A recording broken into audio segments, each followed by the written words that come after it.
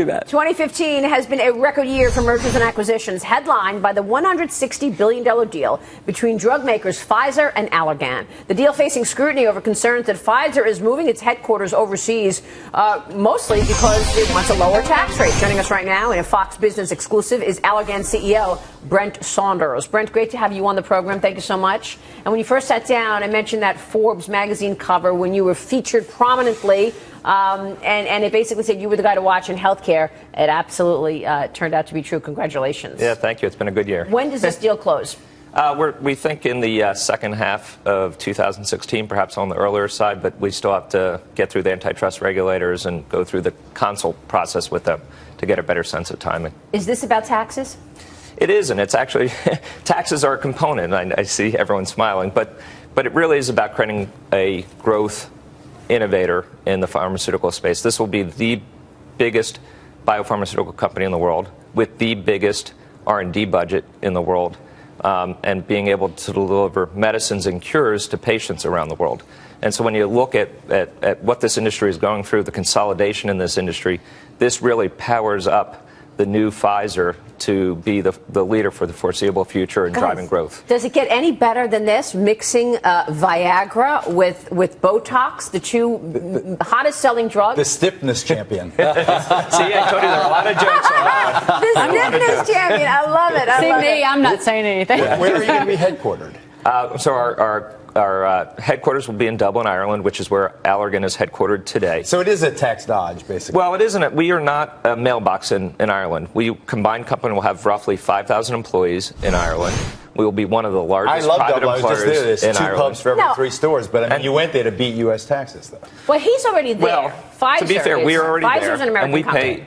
Pfizer pays all of its U.S. taxes, and even after the deal closes, Pfizer will pay all of its U.S. taxes on U.S. income. Exactly what we're all complaining about here. You're taking essentially an American company, you're moving it to Ireland to beat U.S. taxes, but you're still going to be doing business just as vibrantly in the U.S. That's not their fault. It's the fault of politicians. We're not all complaining about it. We're not all complaining about it. But certainly, Brent is doing what the Pfizer shareholders, if you look at Pfizer stock over the last 5 years, the Pfizer shareholders are crying for this because they want to see a higher return. But this is what Trump is saying, that we should have a tax code that discourages exactly this move. But it's with not all due his respect, fault. I would do, if I were him, I would do the same thing. But the problem is, from the U.S. point of view, is our Treasury is going to be denied X amount of billions of dollars, and I think that... And that's their fault, because they won't do tax reform. Well, let me just say one point in this debate, which I think is very important for people to understand, is when this deal closes and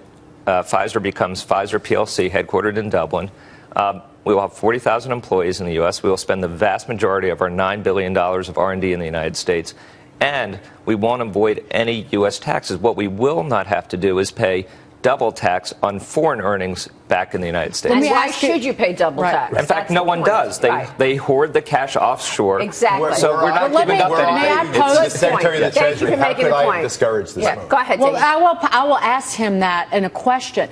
If you get tax reform here, if it means better taxation for you, will you move your headquarters back to the United States? I don't think people. Well, he's not. We're already there. Allergan is an Ireland-based company. I know, but will you move your? If you get tax reform here, would you consider moving the HQ here? We'd have to look at the situation at the time. Look, we're very happy to be in Ireland. Ireland is a great country. We are very large. Listen, it's a public company. It's a public company with public sharedholders, and he's got to do what's right for the public shareholders. We're a global company with sales. I'm with you 100%. Significant sales outside the US. Let me turn a little bit here and just ask you. 9 out of 10, history says 9 out of 10 mergers don't add value. Right. You happen to be very fortunate that as a CEO, you've been in the 1 out of 10. You've created a lot of value. Part of doing deals is borrowing money and interest rates. The Fed made this move yesterday. We've talked about it. You're a deal maker. Is this going to have an impact on what deals can get done now in the future with the higher cost of capital? Yeah, I think, to be fair, it could. But, going up 0.25 basis points is still historically incredibly low interest rates and cost of capital. I think for investment-grade credit, it doesn't matter, right? If you're a high investment-grade credit, it doesn't matter. As you start to move down into the higher yield credit companies, perhaps it starts to matter more.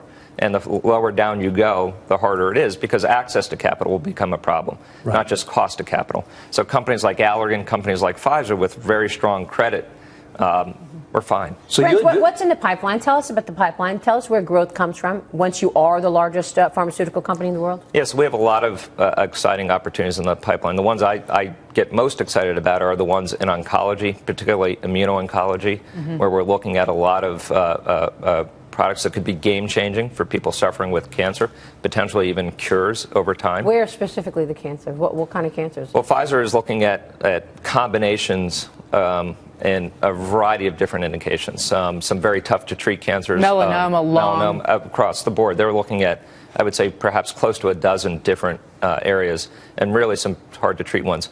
We have some game-changing R&D in depression, where really there hasn't been any new modalities or new ways of treating depression in a long time. We have some new ones in diabetic gastroparesis. There hasn't been a new treatment in 30 years.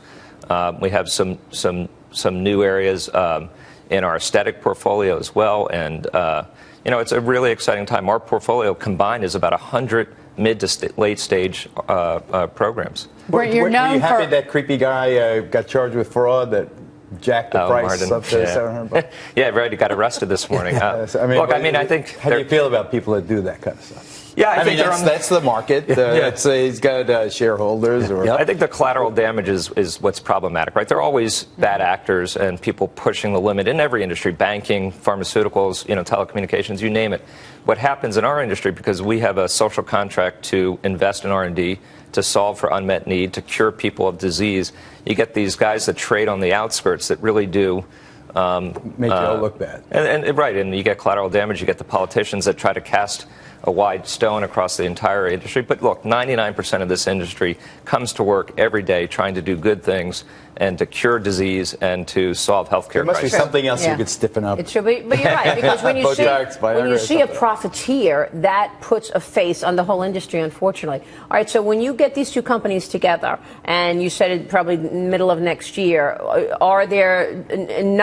is there enough overlap that you'll see cuts in terms of jobs, in terms of where are the synergies, and should we expect? Yes, we announced about $2 billion of synergies over 3 years. About 2/3 of that will come from SG&A. And so we'll really be looking at the overlap of, let's say, a finance function or an IT function or the HR function. A little bit in the sales area, but not much there. And really, over the period of time, a lot of that may come from attrition. So this isn't about deep cost cutting. This is really about growth. Organic revenue growth post the closure is what? Yeah, so we're going to aspire over the next 2-3 years to get to high single-digit top-line growth. High single digits revenue growth. On a big company. You're talking about a company with roughly, let's say, $65 billion in sales. That's terrific. Yeah. Brent, really nice to have you on the program. Yeah, thanks for having me. Good luck. Congratulations to you. Brent Saunders joining us. We'll be right back.